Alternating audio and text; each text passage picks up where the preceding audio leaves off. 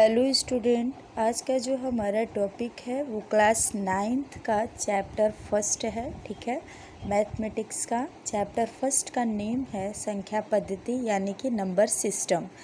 इसके पहले हमने एक वीडियो आपको प्रोवाइड किया था जिसमें हमने ये बताया था कि संख्याएं कितने प्रकार की होती हैं, उसमें नेचुरल नंबर क्या है, प्राकृतिक संख्या क्या है, पूर्ण संख्या, पूर्णांक, ये सारी चीज़ें हमने उसमें साथ में परिमेय संख्या को भी डिस्कस किया था। आज के वीडियो में हम उसके पहले एक्सरसाइज को स्टार्ट करने वाले हैं। ये जो है ये राजीव प्रकाशन की पुस्तक है जो कि NCERT बेस्ड है, तो हम उसी के एक्सरसाइज को ले रहे हैं जिसमें कुछ अच्छे अच्छे क्वेश्चन हैं। आप लोग इसे ध्यान से देखिएगा और समझने की कोशिश करिएगा। ठीक है, देखिए हमारी प्रश्नावली जो फर्स्ट है उसमें कौन कौन से क्वेश्चन है, हमने उसमें से कुछ क्वेश्चन को यहाँ पर लिया है। ठीक है, तो हमारा जो फर्स्ट क्वेश्चन है वो क्या है ये देखिए। तो पहला जो क्वेश्चन है वो दिया गया है कि नीचे दिए गए कथन सत्य है या असत्य। सत्य है और असत्य दोनों बताना है, सत्य है कि असत्य है, और साथ में ये भी बताना है कि कारण दीजिए। अगर सत्य कह रहे हैं तो उसका क्या कारण है और असत्य है तो उसका क्या कारण है। ठीक है, तो पहला क्वेश्चन क्या है जिसमें हमें उत्तर भी देना है और कारण भी देना है। तो पहला क्वेश्चन है प्रत्येक पूर्ण संख्या एक प्राकृतिक संख्या होती है। कहने का सेंस क्या है, कह रहा है कि जो सारी पूर्ण संख्याएं होती हैं वो क्या होती हैं, एक प्राकृतिक संख्या होती हैं। ठीक है, तो पूर्ण संख्या हम किसे कहते हैं पहले ये जान लीजिए। तो हमने पिछले वीडियो में ही बताया था, तो जो 0 से स्टार्ट होती हैं संख्याएं उनको हम क्या कहते हैं, पूर्ण संख्या कहते हैं। ठीक है, और प्राकृत मतलब प्राकृतिक संख्या है। तो प्राकृतिक संख्याएं कहाँ से स्टार्ट होती हैं, 1 से स्टार्ट होती हैं। यही है, ये है पूर्ण संख्या और ये क्या है, प्राकृतिक संख्या। तो कह रहा है कि ये जो पूर्ण संख्याएं हैं सभी की सभी ये क्या है, प्राकृतिक संख्याएं हैं। तो ये कथन क्या हो जाएगा, रॉन्ग हो जाएगा। क्यों गलत हो जाएगा, क्यों गलत होगा, क्योंकि प्राकृतिक संख्या में तो शून्य सम्मिलित ही नहीं है, क्योंकि प्राकृतिक संख्या तो 1 से स्टार्ट हो रही है ना, और पूर्ण संख्या 0 से। तो ये कथन हमारा क्या हो जाएगा, गलत हो जाएगा। क्यों गलत हो जाएगा, क्योंकि पूर्ण में तो 0 शामिल है लेकिन प्राकृतिक संख्या में 0 शामिल नहीं है। तो कारण हो गया क्योंकि शून्य एक पूर्ण संख्या है परंतु प्राकृतिक संख्या नहीं। ठीक, उम्मीद है ये समझ में आ गया होगा। अब सेकेंड देखिए, सेकेंड क्वेश्चन क्या है। सेकेंड क्वेश्चन है प्रत्येक पूर्णांक एक परिमेय संख्या होती है। कह रहा है प्रत्येक पूर्णांक, पूर्णांक क्या होता है, होल नंबर और प्लस निगेटिव नेचुरल नंबर। ठीक है, इनका जो ग्रुप होता है इसी को हम कहते हैं क्या, पूर्णांक, यानी पूर्ण संख्या, सभी पूर्ण संख्याएं और निगेटिव प्राकृतिक संख्याओं का जो समूह होता है उसी को हम क्या कहते हैं, पूर्णांक कहते हैं। तो ये कह रहा है कि सभी पूर्णांक, क्या कह रहा है, सभी पूर्णांक क्या होते हैं, परिमेय संख्या होते हैं। तो ये बात तो हो गई सत्य। कैसे सत्य हो गई, जैसे अगर हम मान लो ये 3 है तो 3 ये पूर्णांक है, तो क्या हम 3 को 3/1 नहीं लिख सकते, लिख सकते हैं। जब भी हमने फ्रैक्शन के रूप में किसी को लिख दिया तो ये हमारी परिमेय संख्या हो जाती है। और परिमेय संख्या के साथ कुछ और कंडीशन था कि नीचे वाला 0 नहीं होना चाहिए, यानी हर 0 नहीं होना चाहिए। तो यहाँ भी तो हर 0 नहीं है ना, ये था पूर्णांक और इस पूर्णांक को हमने क्या बना दिया, इस पूर्णांक को हमने क्या बना दिया, परिमेय संख्या। तो कहने का कुल मतलब है कि सभी जो पूर्णांक होते हैं वो क्या होते हैं, परिमेय संख्या होते हैं। ये बात क्या है, सत्य है। ठीक है, तो हमने देखिए उत्तर में क्या लिखा है, उत्तर में लिखा है सत्य। क्या लिखा है उत्तर में, सत्य लिखा है।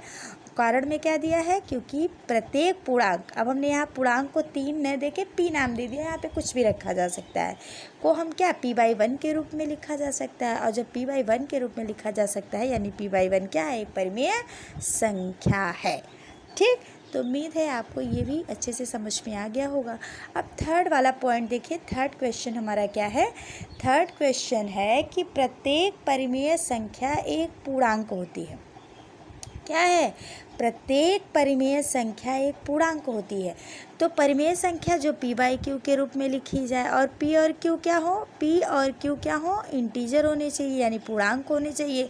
साथ में जो हर है q वो कभी भी 0 के बराबर नहीं होना चाहिए, ये कंडीशन है। तो अगर ये कंडीशन है हमारे पास तो हम क्या कहेंगे, देखो ये कथन हमारा हो जाएगा रॉन्ग। क्यों रॉन्ग हो जाएगा, जैसे अगर हमने ले लिया 2/5, ठीक है, एग्जाम्पल हमने ले लिया 2/5, ये तो परिमेय संख्या है, लेकिन अगर हम इसको सॉल्व करें तो आंसर आएगा 0.4। क्या आंसर आएगा, 0.4। ये किस में आ गया, पॉइंट में आ गया। क्या पूर्णांक में पॉइंट में संख्याएं होती हैं शामिल, नहीं होती हैं। फ्रैक्शनल या डेसिमल वैल्यू पूर्णांक में शामिल नहीं होती है। इसका मतलब ये है कि ये जो परिमेय संख्या है ये पूर्णांक नहीं है। तो ये भी हमारा कथन क्या हो जाएगा, रॉन्ग हो जाएगा। क्यों रॉन्ग हो जाएगा, कि जो परिमेय संख्याएं होती हैं सभी वो क्या होती हैं, पूर्णांक नहीं होती हैं। ठीक, तो उम्मीद है आपको ये समझ में आ गया होगा। अब हम बात करते हैं फोर्थ क्वेश्चन की। फोर्थ क्वेश्चन हमारा क्या है, प्रत्येक प्राकृत संख्या एक पूर्ण संख्या होती है। तो ये तो सही है, प्राकृतिक संख्या 1 से स्टार्ट होती है, पूर्णांक संख्या 0 से स्टार्ट होती है। तो देखो पूर्ण संख्या 0 से स्टार्ट होती है। तो देखो ये पूर्ण संख्या है ना, 0 से स्टार्ट होती है, इसमें 1 2 3 4 5 आ रहा है कि नहीं आ रहा है, तो यानी कि पूर्ण संख्या में प्राकृतिक संख्या भी शामिल होती है। तो क्या हुआ कि प्रत्येक प्राकृतिक संख्या क्या होती है, पूर्ण संख्या होती है। तो ये हो गया, देखो यहाँ पे हमने लिख दिया है सत्य है। क्यों, क्योंकि प्राकृतिक संख्या 1 से स्टार्ट होती है, पूर्ण संख्याएं 0 से स्टार्ट होती हैं। अब ये इतना क्या है, ये इतना प्राकृतिक संख्या है और ये इसको मिला लेंगे तो पूर्ण है। तो पूर्ण में भी क्या है, प्राकृतिक संख्याएं शामिल हैं, इसलिए क्या हो जाएगा, ये कथन सत्य हो जाएगा। या हम कह सकते हैं सभी पूर्ण संख्याओं का जो संग्रह होता है पूर्ण संख्याओं का, उसमें सभी प्राकृतिक संख्याएं भी होती हैं। ठीक है, इसलिए ये क्या कथन हो जाएगा, सत्य हो जाएगा। अगला जो है, अगला हमारा जो 5 नंबर का है, ये क्या है, प्रत्येक पूर्णांक एक पूर्ण संख्या होती है। प्रत्येक पूर्णांक एक पूर्ण संख्या होती है। तो पूर्णांक में हमने कहा पॉजिटिव नंबर भी होता है, निगेटिव नंबर भी होता है और जीरो भी होता है। होता है कि नहीं होता है, पूर्णांक में होता है। लेकिन पूर्ण संख्या में ऋणात्मक संख्याएं क्या होती हैं, नहीं होती हैं। तो इसलिए ये कथन हमारा क्या हो जाएगा, रॉन्ग हो जाएगा। ठीक है, ये असत्य हो जाएगा। तो असत्य हो जाएगा तो कारण क्या लिखेंगे, पूर्ण संख्या में ऋणात्मक पूर्णांक सम्मिलित नहीं होते हैं, इसलिए ये कथन क्या है, रॉन्ग है। अब अगला देखिए 6 नंबर का क्वेश्चन।